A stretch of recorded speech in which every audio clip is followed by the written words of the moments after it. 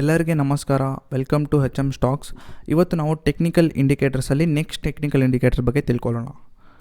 So MACD, what is MACD? Moving average convergence and divergence. So ಇದು moving ಆವ್ರೇಜಲ್ಲಿ ಯಾವ ಪಾಯಿಂಟಲ್ಲಿ ಕನ್ವರ್ಜ್ ಆಗ್ತಾಯಿದೆ, ಯಾವ ಪಾಯಿಂಟಲ್ಲಿ ಡೈವರ್ಜ್ ಆಗ್ತಾಯಿದೆ ಅಂತ ತಿಳ್ಕೊಳ್ಳೋಣ. So moving average convergence divergence is a trend following momentum indicator that shows the relationship between two moving averages of prices. It is used to spot a change in the short term trend of a market. So ಇಲ್ಲಿ ಏನು ಕೊಟ್ಟಿದ್ದಾರೆ ಅಂದರೆ moving average ಬಂದು trend of relationship between two prices of moving average. ಎರಡು moving average two moving ಆವ್ರೇಜ್ನ consider ಮಾಡಿ ಹೆಂಗೆ graph move ಆಗ್ತಾ ಇದೆ, ಯಾವ ಪಾಯಿಂಟಲ್ಲಿ ಇನ್ಕ್ರೀಸ್ ಆಗ್ತಿದೆ, ಯಾವ ಪಾಯಿಂಟಲ್ಲಿ ಡಿಕ್ರೀಸ್ ಆಗ್ತಿದೆ ಅಂತ ತಿಳ್ಕೊಬೋದು. Okay, the default settings for the MACD indicators are slow moving average, 26 days exponential moving average. So slow moving average ಬಂದು 26 days, ಪ್ರೀವಿಯಸ್ 26 daysನ ಎಕ್ಸ್ಪೋನೆನ್ಷಿಯಲ್ ಮೂವಿಂಗ್ ಆವ್ರೇಜ್ನ ಕನ್ಸಿಡರ್ ಮಾಡಿ ಈ ಸ್ಲೋ ಮೂವಿಂಗ್ ಆವ್ರೇಜ್ನ ತೊಗೊತಾರೆ. ಫಾಸ್ಟ್ ಮೂವಿಂಗ್ ಆವ್ರೇಜ್ ಬಂದು 12 days exponential moving average. So previous 12 days ಹೆಂಗೆ market perform ಮಾಡಿದೆ ಅಂತ ನೋಡಿ ಅದನ್ನು ಗ್ರಾಫಲ್ಲಿ ತೊಗೊತಾರೆ. ಸೊ ನೆಕ್ಸ್ಟ್ ಸಿಗ್ನಲ್ ಡೇ ಬಂದು 9 days of exponential moving average. ಇದು ಬಂದು ಡಿಫಾಲ್ಟ್ ಇಂಡಿಕೇಟರ್ಸ್. ನೀವು ಡೈರೆಕ್ಟಾಗಿ ಅಪ್ಲೈ ಮಾಡಿದ ತಕ್ಷಣ ನಿಮಗೆ ಈ ಡಿಫಾಲ್ಟ್ ಅನ್ನೋದು ಅಪ್ಲೈ ಆಗಿಬಿಡುತ್ತೆ ಗ್ರಾಫಲ್ಲಿ. ಅದು ನಾನು ನಿಮಗೆ ಲೈವಲ್ಲಿ ನೋಡಿಸ್ತೀನಿ. ಸೊ ಅದಕ್ಕೆ ಮುಂಚೆ ಇಲ್ಲಿ ನಾನೊಂದು ಜಸ್ಟ್ ಒಂದು ಅನಲೈಸಿಂಗೇ ಇದು ಕೊಟ್ಟಿದ್ದೀನಿ. ಬ್ಲ್ಯಾಕ್ ಲೈನ್ ಬಂದು MACD ಲೈನ್ ಇಲ್ಲಿ. ಓಕೆ, ರೆಡ್ ಲೈನ್ ಬಂದು ಸಿಗ್ನಲ್ ಲೈನ್. ಇಲ್ಲಿ ರೆಡ್ ಲೈನ್ ಕಾಣಿಸ್ತಾ ಇದೆಯಲ್ಲ ಅದು ಸಿಗ್ನಲ್ ಲೈನ್. ಓಕೆನಾ? ಸೊ ಇದನ್ನು ನಾನು ಇನ್ನೂ ನಿಮಗೆ ಗ್ರಾಫಲ್ಲಿ ಲೈವಾಗಿ ಎಕ್ಸ್ಪ್ಲೇನ್ ಮಾಡಿದ್ರೆ ನಿಮ್ಗೆ ಇನ್ನೂ ಡೀಟೇಲಾಗಿ ಇನ್ನೂ ಈಸಿಯಾಗಿ ಗೊತ್ತಾಗುತ್ತೆ. ಸೊ ಒಂದು ಸೆಕೆಂಡ್.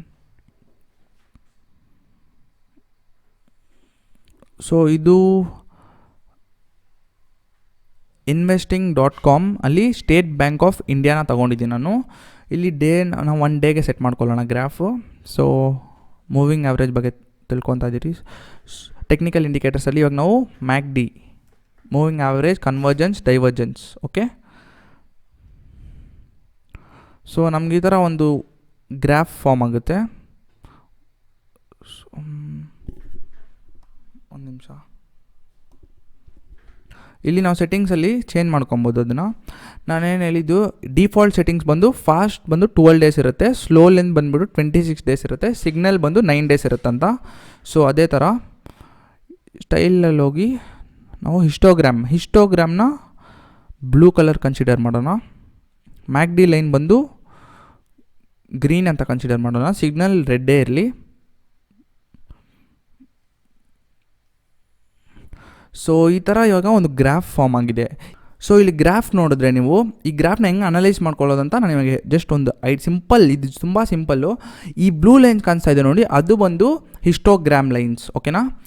ಇದು ತಿರ್ಗಾ ಇದು ರೆಡ್ ಬಂದು ಸಿಗ್ನಲ್ ಲೈನ್, ಗ್ರೀನ್ ಬಂದು MACD ಲೈನ್. ಸೊ ಇಲ್ಲಿ ನಿಮ್ಗೆ ಏನು ಇಂಡಿಕೇಟ್ ಆಗ್ತಾಯಿದೆ ಅಂದರೆ ಈ ಹಿಸ್ಟೋಗ್ರಾಮ್ ಲೈನ್ಸು ಯಾವಾಗ ಕೆಳಗಡೆಗೆ ಹೋಗ್ತಾ ಇದೆ ಆ ಟೈಮಲ್ಲಿ ನೋಡಿದ್ರೆ ಈ ಗ್ರೀನ್ ಲೈನ್ ಬಂದು MACD ಲೈನ್ ಕೂಡ ಡಿಕ್ರೀಸ್ ಆಗ್ತಾ ಇದೆ ನೋಡಿ. ಇದು ಫುಲ್ ಕೆಳಗಡೆಗೆ ಬರೋ ಟೈಮಲ್ಲಿ ಅಲ್ಲೇ ನಮ್ಗೆ ಇಂಡಿಕೇಟ್ ಆಗ್ತಾ ಇದೆ ಈ ಗ್ರೀನ್ ಲೈನ್ ಕೆಳಗಡೆ ಡೌನ್ ಆಗ್ತಾ ಇದೆ ಅಂತ. ಸೊ ಈ ರೆಡ್ ಲೈನ್ ಕೂಡ ಡೌನ್ ಹೋಗ್ತಾ ಇದೆ. So that means at that point of time share price ಇನ್ನೂ ಡಿಕ್ರೀಸ್ ಆಗುತ್ತೆ ಅಂತ ಅದರ ಅರ್ಥ. ಸೊ ನೆಕ್ಸ್ಟು ಇಲ್ಲಿಗೆ ಬಂದಿದ ತಕ್ಷಣ ನೋಡಿದ್ರೆ ಇಲ್ಲಿ ನಿಮಗೆ ತಿರ್ಗಾ ಸ್ಟ್ರೆಂತ್ ನೋಡಿಸ್ತಾ ಇಲ್ಲ, ವೀಕ್ ಆಗ್ತಾ ಇದೆ ಸಿಗ್ನಲ್ಲು. ತಿರ್ಗಾ ಹಿಸ್ಟೋಗ್ರಾಮ್ ಏನು ನೋಡಿಸ್ತಾ ಇದೆ, ತಿರ್ಗಾ ಕಮ್ಮಿ ಆಗ್ತಾ ಇದೆ. ಸೊ ಆ ಪಾಯಿಂಟಲ್ಲಿ ಏನಾಗ್ತಾ ಇದೆ, ಪ್ರೈಸ್ ಇನ್ಕ್ರೀಸ್ ಆಗುತ್ತೆ ಅಂತ ಅದು ನಮಗೊಂದು ಇಂಡಿಕೇಶನ್. ಸೊ ಇಲ್ಲಿ ನೋಡಿದ್ರೆ ಇಲ್ಲಿಂದ ಇಲ್ಲಿ ತನಕ ಡಿಕ್ರೀಸ್ ಆಗಿದೆ ಅಂತ ನೋಡಿಸ್ತಾ ಇದೆ. ಬಟ್ ಇಲ್ಲಿ ಗ್ರೀನ್ ಲೈನು ಯಾವ ಪಾಯಿಂಟಲ್ಲಿ ಇನ್ಕ್ರೀಸ್ ಆಗಿದೆ ನೋಡಿ, ಈ ಪಾಯಿಂಟಲ್ಲಿ ಇನ್ಕ್ರೀಸ್ ಆಗಿದೆ. ಸೊ ನಿಮ್ಗೆ ಈ ಥರ ಬಂದಿದ ತಕ್ಷಣ ನಿಮ್ಗೊಂದು ಐಡಿಯಾ ಬರಬೇಕು ನೆಕ್ಸ್ಟು ಶೇರ್ ಪ್ರೈಸ್ ಇನ್ಕ್ರೀಸ್ ಆಗುತ್ತೆ ಅಂತ. ನೀವು ಇಲ್ಲಿ ಕೂಡ ಕ್ಯಾಂಡಲ್ಸಲ್ಲಿ ನೋಡ್ಬೋದು, ಇಲ್ಲಿ ನೋಡಿದ್ರೆ ಡಿಕ್ರೀಸ್ ಆಗ್ತಾಯಿದೆ, ಈ ಪಾಯಿಂಟಲ್ಲಿ ಮಾತ್ರ ಇನ್ಕ್ರೀಸ್ ಆಗಿರೋದು ಪ್ರೈಸು. ನೀವು ಇಲ್ಲಿ ನೋಡಿದ್ರೆ ಇದು ಈ ಥರ ಆಗಿರೋ ತಕ್ಷಣ ನೀವು ಇಲ್ಲಿ ಬೈ ಆರ್ಡರ್ ತೊಗೊಬೇಕು. ಬೈ ಆರ್ಡರ್ ತೊಗೊಂಡಿದ ತಕ್ಷಣ ನೋಡಿ ಶೇರ್ ಪ್ರೈಸ್ ಹೆಂಗೆ ಇನ್ಕ್ರೀಸ್ ಆಗಿದೆ ಅಂತ ಇಲ್ಲಿ ಈ ಪಾಯಿಂಟಲ್ಲಿ. ಸೊ ಈ ಥರ ನೋಡಿಬಿಟ್ಟು ನಾವು ಗ್ರಾಫ್ನ ಅನಲೈಸ್ ಮಾಡಬೇಕು. ಇದು ಬಂದು 2 moving average lines, green red. ಇದು ಬಂದು ಬೇಸ್ ಲೈನ್ ಥರ ಈ ಲೈನು. ಇದ್ರ ಮೇಲೆ ಹೋದರೆ ಶೇರ್ ಪ್ರೈಸ್ ಇನ್ಕ್ರೀಸ್ ಆಗ್ತಾ ಇದೆ ಅಂತ, ಇದ್ರ ಕೆಳಗಡೆಗೆ ಬಂದರೆ ಶೇರ್ ಪ್ರೈಸ್ ಡಿಕ್ರೀಸ್ ಆಗ್ತಾ ಇದೆ ಅಂತ. ಅದು ಅಷ್ಟೇ ಡಿಫ್ರೆನ್ಸ್ ಇದೆರಡಕ್ಕೂ. ಸೊ ನೆಕ್ಸ್ಟು ಈ ಪಾಯಿಂಟಲ್ಲಿ ಕೂಡ ಅಷ್ಟೇ ನೋಡಿ, ಇಲ್ಲೇನು ನೋಡಿಸ್ತಾ ಇದೆ, ಫುಲ್ಲು ಹಿಸ್ಟೋಗ್ರಾಮ್ ಬಂದು ಡೌನ್ ನೋಡಿಸ್ತು. ಸೊ ಅದಕ್ಕೆ ಗ್ರೀನ್ ಲೈನ್ ಇಲ್ಲಿ ಕೆಳಗಡೆಗೆ ಬಂತು. ಗ್ರೀನ್ ಲೈನ್ ಕೆಳಗಡೆಗೆ ಬಂದಾಗ ನೋಡಿ ಶೇರ್ ಪ್ರೈಸು ಡಿಕ್ರೀಸ್ ಆಗಿದೆ. ಸೊ ನೆಕ್ಸ್ಟು ಇಲ್ಲಿ ಈ ಪಾಯಿಂಟಲ್ಲಿ ಹಿಸ್ಟೋಗ್ರಾಮ್ ಕಮ್ಮಿ ಆಗ್ತಾ ಇದೆ ನೋಡಿ, ಸ್ಟ್ರೆಂತ್ ನೋಡಿಸ್ತಾ ಇಲ್ಲ, ಫುಲ್ ವೀಕ್ನೆಸ್ ನೋಡಿಸ್ತಾ ಇದೆ. ಸೊ ಆ ಪಾಯಿಂಟ್ ಆಫ್ ಟೈಮಲ್ಲಿ ಏನಾಗುತ್ತೆ, ಶೇರ್ ಪ್ರೈಸ್ ಇನ್ಕ್ರೀಸ್ ಆಗುತ್ತೆ ಅಂತ ನಮಗೆ ಒಂದು ಐಡಿಯಾ ಬರುತ್ತೆ. ಸಿಗ್ನಲ್ ನಮಗೆ ಮುಂದೆನೇ ನೋಡಿಸುತ್ತೆ, ಅದು ಬರೋಕ್ಕೆ ಮುಂಚೆನೇ, ಶೇರ್ ಪ್ರೈಸ್ ಇನ್ಕ್ರೀಸ್ ಆಗೋಕ್ಕೆ ಮುಂಚೆನೇ ನಮಗೊಂದು ಐಡಿಯಾ ಕೊಡುತ್ತೆ ಇನ್ಕ್ರೀಸ್ ಆಗುತ್ತೆ ಶೇರ್ ಪ್ರೈಸ್ ಅಂತ. ಸೊ ಈ ಪಾಯಿಂಟಲ್ಲಿ ನಾವು ಬೈ ಆರ್ಡರ್ ತೊಗೊಂಡ್ರೆ ನೋಡಿ ಶೇರ್ ಪ್ರೈಸ್ ಹೆಂಗೆ ಇನ್ಕ್ರೀಸ್ ಆಗಿದೆ ಅಂತ, ಇಲ್ಲಿಂದ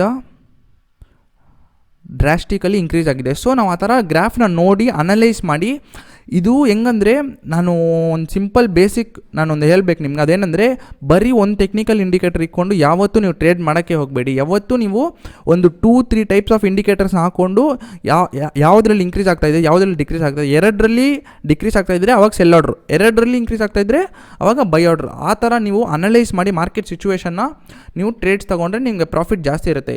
ಇದು ಇಂಡಿಕೇಟರ್ಸ್ ಬಂದು ಜಸ್ಟ್ ನಿಮ್ಗೆ ಇಂಡಿಕೇಟ್ ಮಾಡುತ್ತೆ ತೊಗೊಬೋದು ತೊಗೊಬಾರ್ದ ಅಂತ.